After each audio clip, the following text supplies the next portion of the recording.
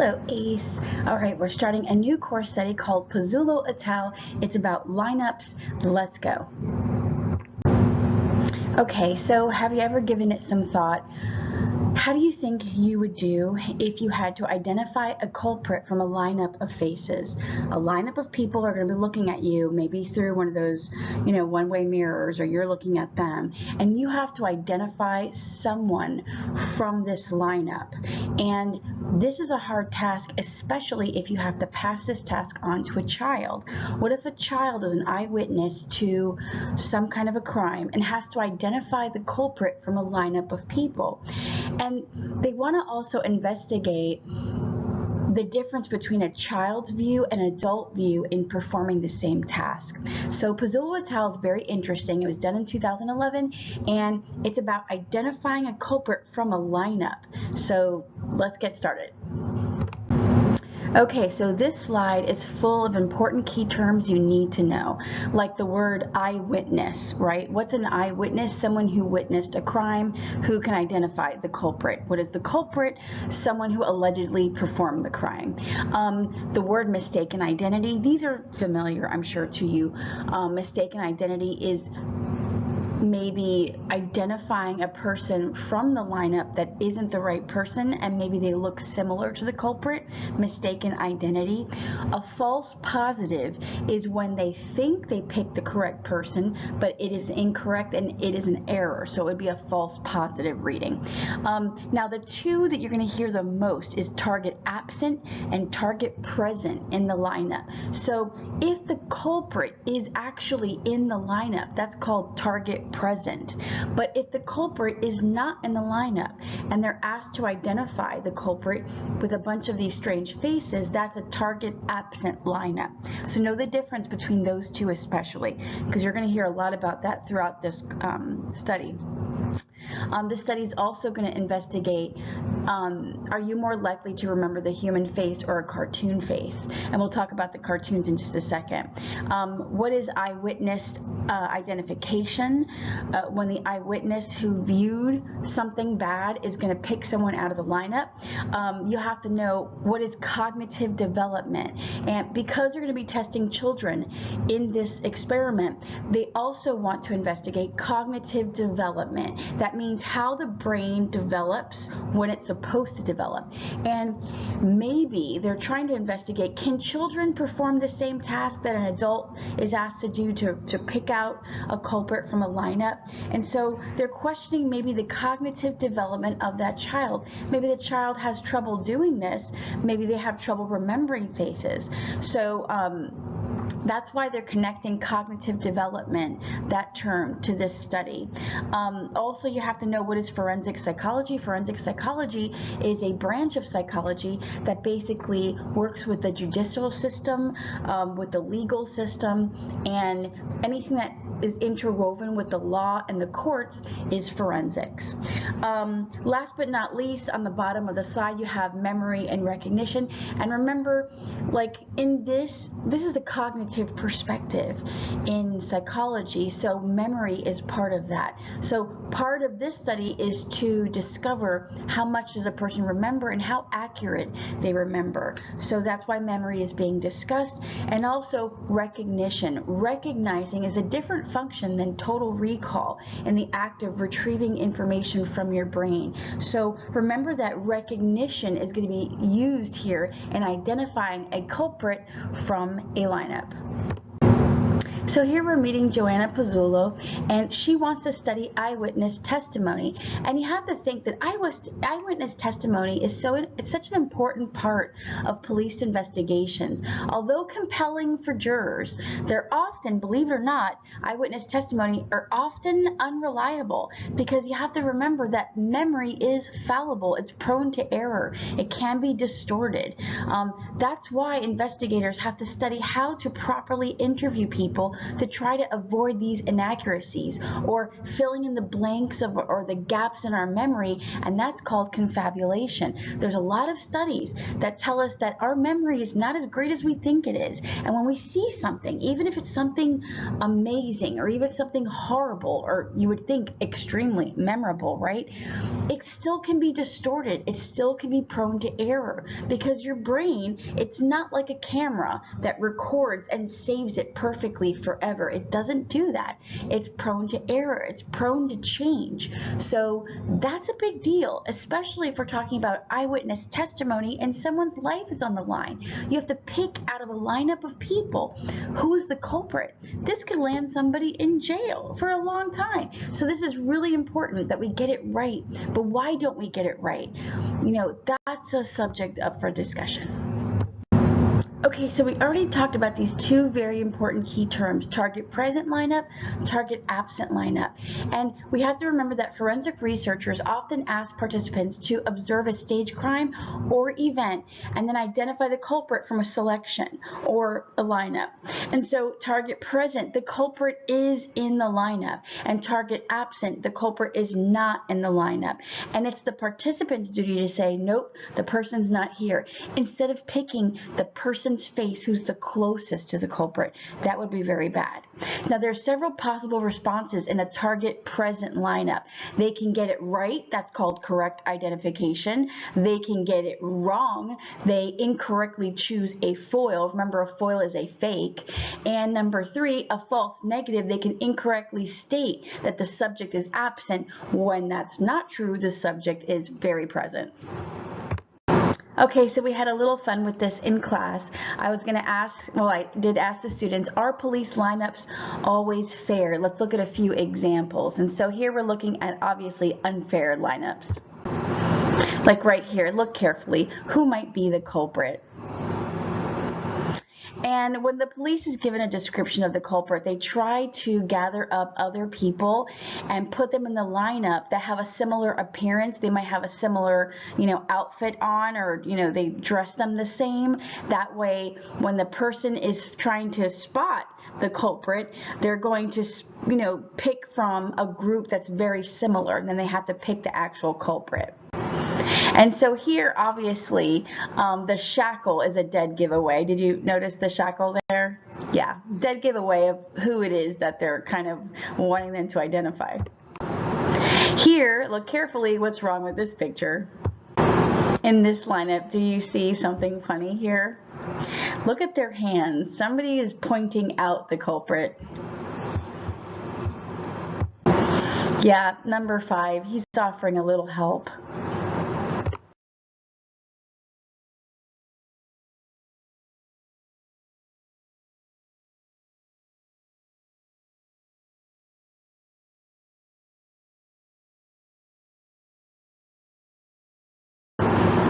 The reliability of children as eyewitnesses is relatively understudied compared to adults, but Canadian researcher Dr. Pozullo had dedicated her research to reducing wrongful convictions through the development of evidence-based, age-appropriate techniques for working with child witnesses.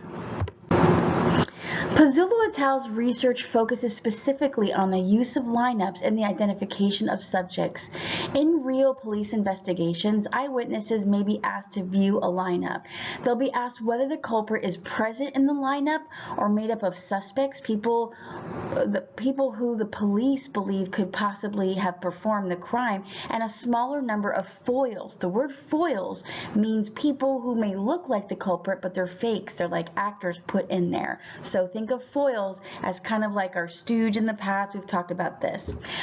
There's a variety of different lineup formats. You have live lineups where they literally real people walk into a room, they turn around, you look at them. Number 2, you have photographs of suspects. You have videos of suspects. You have lineups at the same time that are simultaneous, and then you also have lineups that are sequential, one after the other.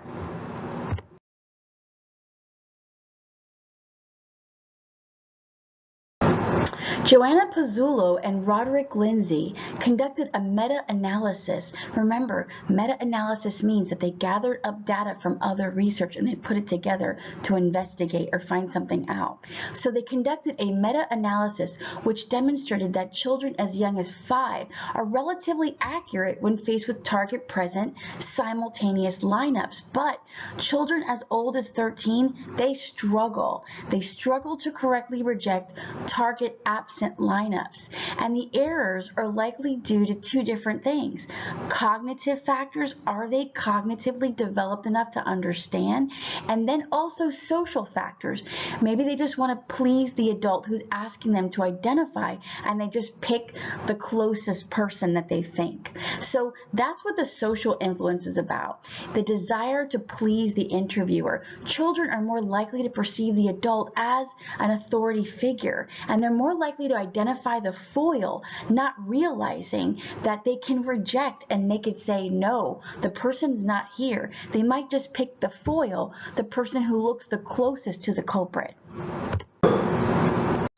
To explore whether child error in lineups result from social or cognitive factors, Pozullo did some investigating. They suggested that children who could pick out a popular cartoon character with 100% accuracy logically should be able to reject the target absent lineup, where the characters are not present. But if they don't do this, you know what that means? Social factors are implicated as a cause of the false positives.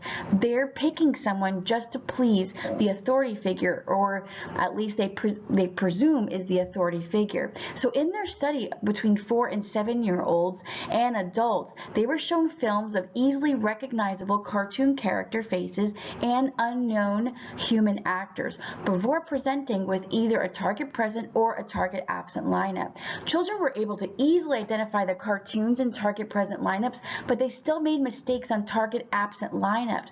And this kind of tells you something.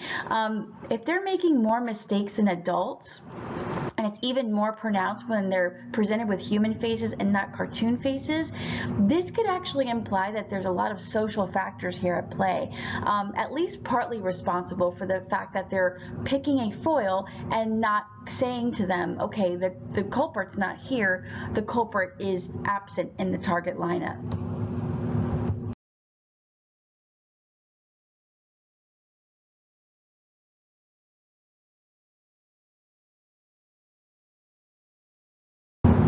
Even though we're talking about cognition and memory in the Pozullo experiment with the lineups, I want you to also think about the social approach, right? I want you to think about, for example, Milgram. Milgram talked about authority and the power of authority and how it changes people's behavior. So I want you to think about children in a case where they have to identify a culprit from a lineup and they're being guided by an authority figure, or at least they perceive as authority figure, an adult, right? Would this put the pressure on the child just to pick anybody because they want to please the adult? That social pressure, that's discussed very much in the Milgram study, which is under the social perspective.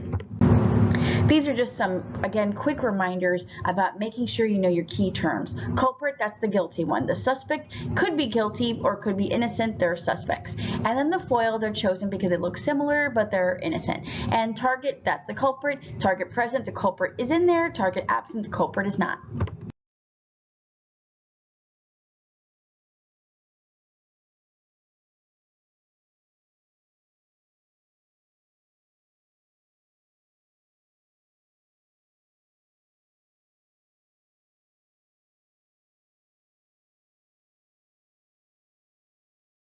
The aim of the Pozullo study is to investigate if cognitive or social factors affect the correct identification and false positive responses in a lineup.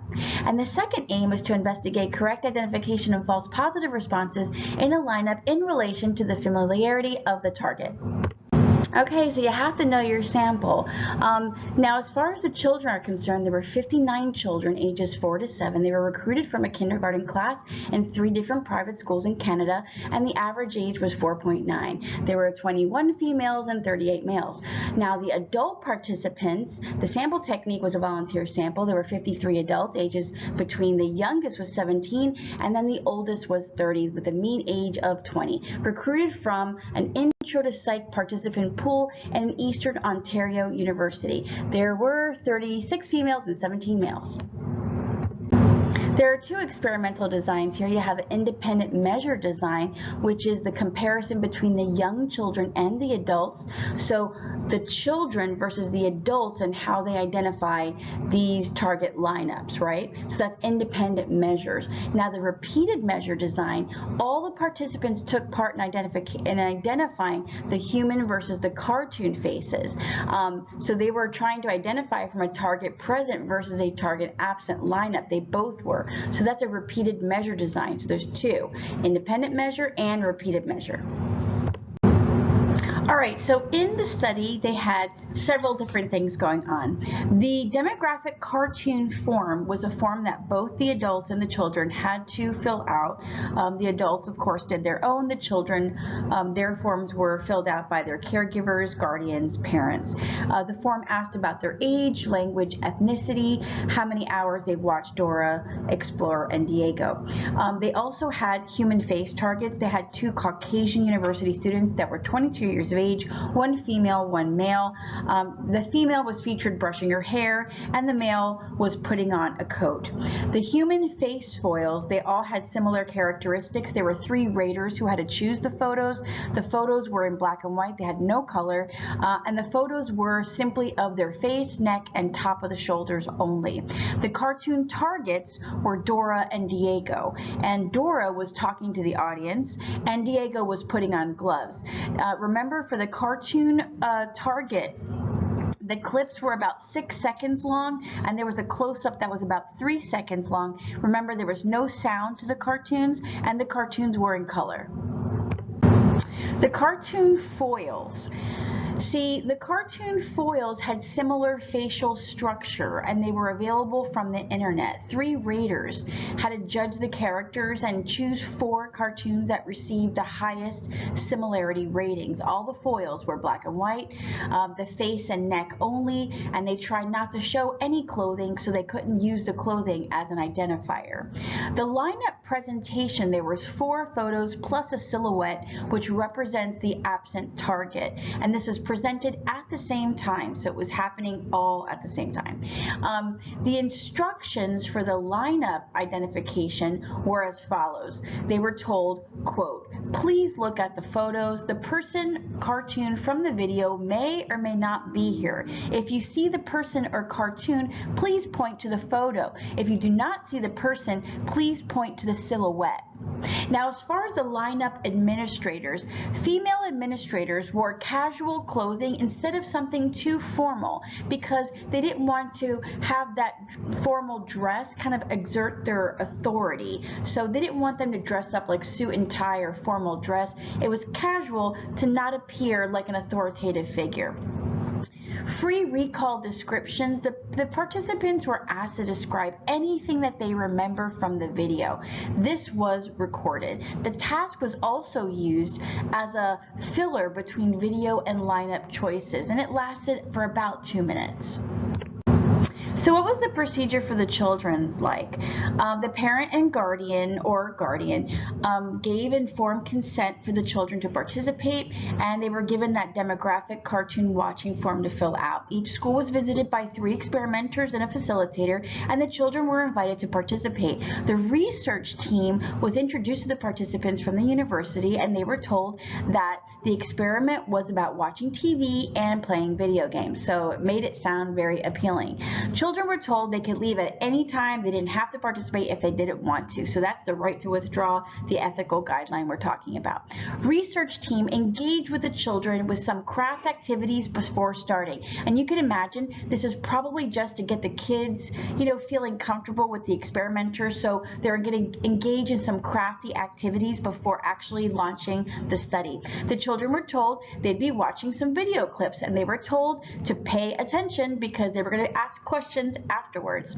And all of the children were monitored for stress reactions, and you can imagine watching little video clips, cartoon clips really didn't seem too stressful, but they were all monitored for stress reactions. The experimenter played the clip, and after the clip, they were asked an open-ended question. And here's the question, quote, what did the cartoon look like? And after they answered, they were asked to, like the second follow-up open-ended question, do you remember anything else? And then the children, after they were given the instructions for the lineup, the children were able to give their answer, and all that was recorded. And remember, this was repeated 3 more times. So it was a total of 4 video clips altogether. And all 4 of the video clips, after they were done, the children were given a small gift. So a little reward for participating. So what was the procedure like for the adults? Each adult was introduced to the study. They were given the consent forms. The fake aim was told to them that they were investigating memory and they were watching video clips. They were told to pay attention just like the children would, and they were also told they were going to be asked questions about what they viewed. After the first video, they were asked some free recall questions like, hey, what did the cartoon look like? And after they answered just like the children, they asked them the second follow-up open-ended question, do you remember anything else? And after watching 4 video clips, they completed the demographic cartoon watching form. They were debriefed, thanked, and then they were let go. Now here's the difference. Remember, with the children, they had the parent form at the beginning and then the informed consent by the parent. Now notice here with the adult procedure that the form was given at the end of the process, and they were debriefed, thanked, and let go. No gift for the adults, because they're adults. I don't need no gift. So here are the results. The children, 23% had a correct ID rate with human faces. So that's pretty low. But the children had a 99% correct ID rate with the cartoon faces. So are you surprised? I'm not too surprised because children gravitate towards cartoons. They find them highly attractive. Now, on the flip side, the adults, 66% had a correct ID rate with human faces, so far better than the children. And the adults had 95% ID correct rate with the cartoon faces. So remember, the children produce significantly lower correct ID rates for human faces. And this is important to understand, especially when you're looking at eyewitness testimony and children are involved.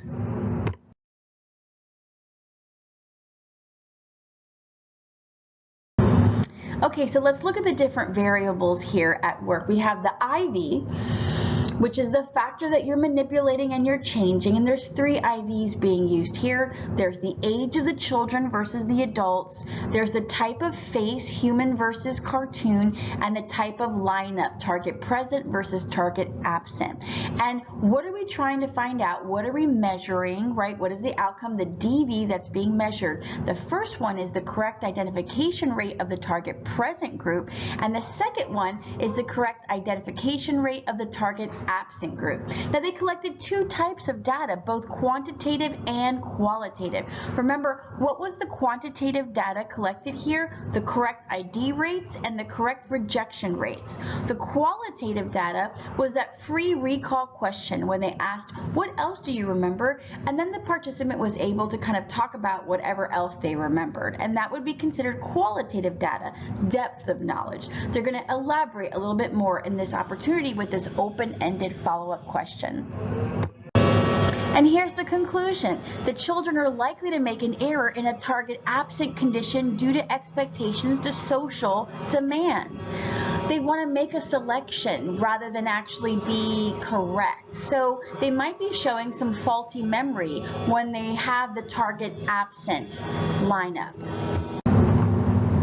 AICE always asks you, what is strong, what is weak about your study? So they always call that like the evaluation of the study. What is the strength and what is the weakness, right? So in this study, you have to think this is a lab study. So lab studies have strict controls and standardizations.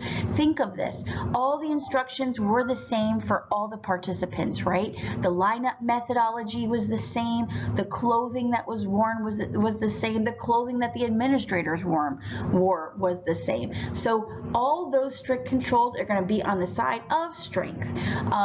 Just remember, that's true for all lab studies. Now, what's weak about this study? Well, It's not like real life. Looking at these pictures and looking at these videos and trying to remember who you saw, was the target there, was the target absent, that's just not like real life. Like, how often do you do that? Like on a daily basis? Like, have you ever? So when it has that kind of like, you know, not realistic factor, it's going to be low in mundane realism, low honestly in ecological validity too. Now, in a repeated measure design, the order effects and practice effects are going to play a role here too, because if they're watching it 4 times, might they get better by the 4th time around just by virtue of practice, right? So that's the practice effect. Are they getting better at their memory because they actually recall, or because they're just getting better at the process? And that is a weakness. Also, you have to think of the flip side. Doing this 4 times, might they get bored? Might they feel fatigued? Might they feel tired and they don't want to, you know, do it anymore? Which would actually make their memory worse. They might not recall stuff. So that's also on the weak side. So remember, AICE also likes to focus on common issues and debates. And one of the issues in debates is the application to everyday life.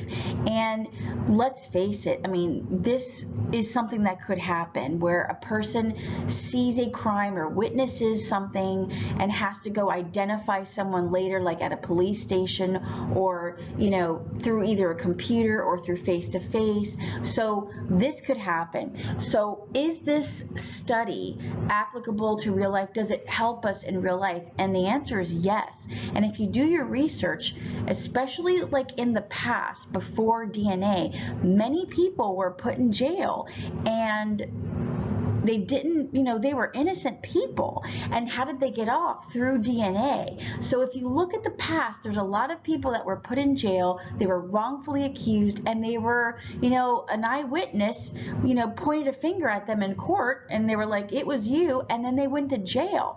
And it was their word against somebody else's. And in many cases, it was an honest mistake. The person really thought it was them. It wasn't like they wanted to put an innocent person in jail. They did. So this is very applicable to life. It's really important that we understand what children process versus what adults process, and how best they can answer these questions as accurately as possible to not put somebody in jail unnecessarily. So this is very applicable to life.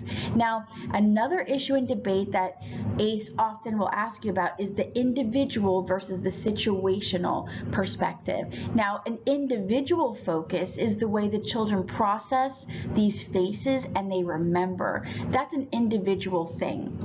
Whereas the power of the situation, the scenario of being asked to choose from a lineup, puts a lot of pressure on both an adult and a child, right? Don't you feel the pressure that I have to pick the right person? I'm being asked a really important question or being asked to fulfill an important task. That puts a lot of pressure on both children and adults. So the power of the situation is the scenario of being present in a lineup and having to choose. So the power of the situation is the situational aspect that they ask you about often. And then if you have to think of an individual difference, think of people's individual capacity to remember. Some people have better memories than others. So those are the main issues and debates that AICE often asks questions about. So be ready. Okay, so last but not least, let's fill in the gray. G in gray is generalizability. Was this experiment generalizable? And it was pretty good. The sample size was rather large. They both had females and males involved, and they had a diverse age range from, you know, the children all the way up through the adults. So pretty good sample size, pretty good age range, both females and males, good generalizability. Now, as far as the reliability, it was pretty good. The test had a lot of controls, and this test can be easily replicated to yield the same results over time. That would make it a good experiment. Now, applicability, we already talked about it. This is very applicable to life. This test shows that we can apply the findings to improve eyewitness testimony in general, and hey, that could save a life. That could save someone from going to jail. So it is something that's important and very applicable. Now, as far as the validity is not good, but it's not bad. It's kind of like in the middle. It's fair. It had low mundane realism. We talked about that too. And remember that it didn't feel like a natural kind of a setting. It was a lab setting. And so the validity kind of drops down a little bit because of that. Now, as far as the ethics are concerned, pretty good ethics, but not perfect, because remember, the adults signed informed consent. The adults understand this is an experiment, but how much did the children understand? Did the children understand that they were involved in an experiment? Did they understand their role exactly? And even though they were told they could stop at any time, they don't have to participate if they don't want to, that's the right to withdraw part of the ethics, which is important. But don't the kids feel a sense of obligation to do something when, you know, an adult is asking them to do it? And so they might feel the pressure to do it, and they're not going to listen to themselves. They're not going to feel maybe courageous enough to say, I don't want to do this. I don't feel comfortable doing this, and I'm feeling a little stressed out. Do kids really have the capacity to do that? So because of that little question mark, maybe the ethics isn't perfect, but still good overall.